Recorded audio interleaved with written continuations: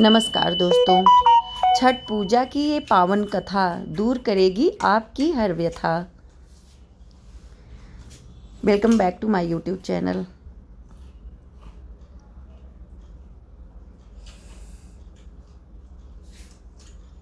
कार्तिक माह के शुक्ल पक्ष की षष्ठी तिथि को छठ पर्व मनाया जाता है। ऐसे में चलिए जानते हैं इस पर्व की पावन कथा के बारे में। इस दिन भगवान सूर्य और छठी माता की पूजा का विधान है। ऐसा माना जाता है कि छठ की पूजा तब तक पूर्ण नहीं होती जब तक इस पावन पर्व की कथा ना सुनी जाए। ऐसे में चलिए विस्तार से जानते हैं छठ पूजा की पौराणिक कथा के बारे में। छठ पूजा व्रत कथा। प्रियंवद और मालिनी की कहानी। पुराणों के अनुसार राजा प्रियंवद नामक राजा हुआ करते थे, जिनकी कोई संतान नहीं थी। तब महर्षि कश्यप ने पुत्र प्राप्ति के लिए राजा के यहाँ यज्ञ का आयोजन किया। महर्षि ने यज्ञ आहुति के लिए बनाई गई खीर को प्रियंवद की पत्नी मालिनी को खाने के लिए कहा।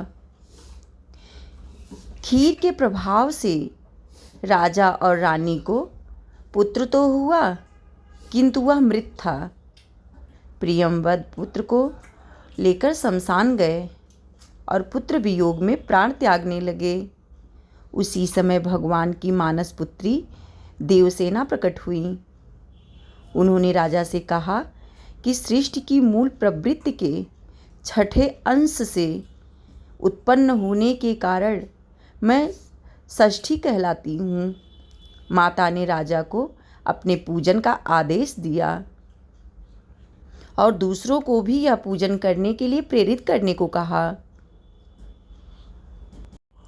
राजा ने पुत्र इच्छा से देवी षष्ठी का व्रत किया और उन्हें शीघ्र ही पुत्र रत्न की प्राप्ति हुई।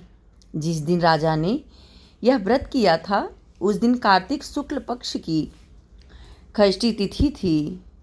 तभी से छठी मैया के पूजे जाने की परंपरा आरंभ हुई। कहानी भाग 2। आइए सुनते हैं।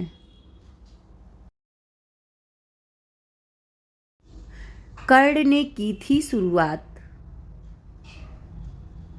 महाभारत काल में कुंती पुत्र कर्ण को दानवीर माना जाता था। कर्ण सिर्फ माता कुंती के ही नहीं अपितु सूर्यदेव के भी पुत्र थे। सूर्यदेव की कर्ण पर विशेष कृपा थी। कर्ण नियमित रूप से प्रातःकाल उठकर सूर्यदेव को अर्घ्य दिया करते थे। तभी से एक पर्व के रूप में सूर्य अर्घ्य की परंपरा का आरंभ हुआ। इसके अलावा कुंती और द्रौपदी के भी व्रत रखने का उल्लेख ग्रंथों में मिलता है।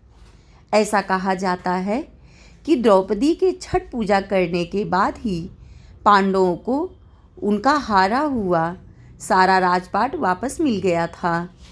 कहानी भाग 3। आइए सुनते हैं।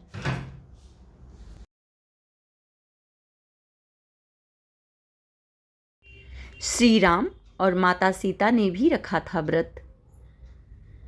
रामायण में भी छठ पूजा का वर्णन मिलता है। दरअसल भगवान राम सूर्यवंशी कुल के राजा थे और उनके आराध्य एवं कुल देवता सूर्यदेव ही थे।